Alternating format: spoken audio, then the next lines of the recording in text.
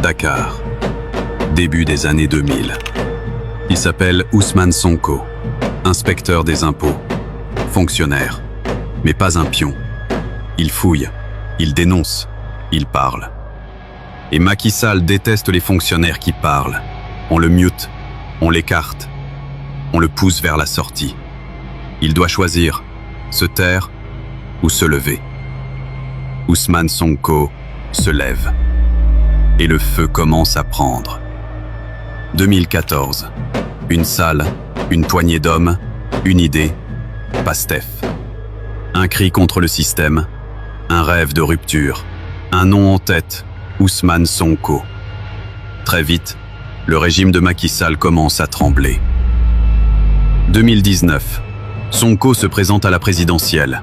Peu de moyens, beaucoup d'ennemis. Il termine 3e. Pas suffisant pour gagner, mais assez pour faire peur. Et dès lors, ils veulent l'éteindre. 2021.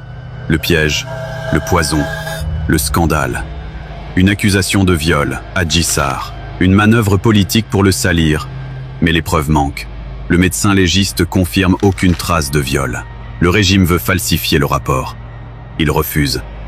Ils veulent l'acheter. Il tient bon. Même combat pour Capitaine Touré, gendarme en charge de l'enquête. Il relève les incohérences. Il refuse de trahir. Il le menace, le sanctionne, le met à l'écart. Le peuple comprend. Ce n'est pas une affaire. C'est un complot. Puis vient l'embuscade. Une voiture noire. Un liquide chimique. Pas pour brûler, pour étouffer, pour tuer. Il suffoque, il tombe. Tentative de meurtre déguisé? Rien n'est clair. C'est pas la seule tentative. Un autre jour, escorté après le tribunal, un piège l'attend sur un pont. Mais des hommes intègres dans l'ombre l'avertissent. Ousmane Sonko échappe à la mort. Puis vient le siège, 55 jours. Barricadé chez lui, à Keur-Gorgui. Des policiers, des barrages, des drones. Même ses enfants ne sortent plus. Puis la prison. Encore et encore. Il entame une grève de la faim, des jours sans manger. Son corps lâche. Mais il reste debout. Et dehors, le feu monte. Des jeunes tombent, certains tués, d'autres mutilés. Pas pour un nom, pas pour un parti, pour une idée, le changement, ou rien. Et malgré tout, Sonko avance. Il fait élire des maires, des députés. 2024, on interdit de se présenter. Il choisit un frère, Bassirou Diomaye Faye. Le peuple suit, le peuple vote.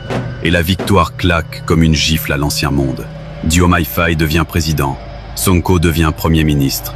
Ils ont tenté de le briser, par la calomnie, par la prison, par le poison, par la peur. Mais le médecin a tenu bon. Le capitaine Touré a dit non. Et le peuple a résisté. Ousmane Sonko ne se voyait pas survivre, mais aujourd'hui, c'est lui qui tient le feu. Il a fini sur le trône.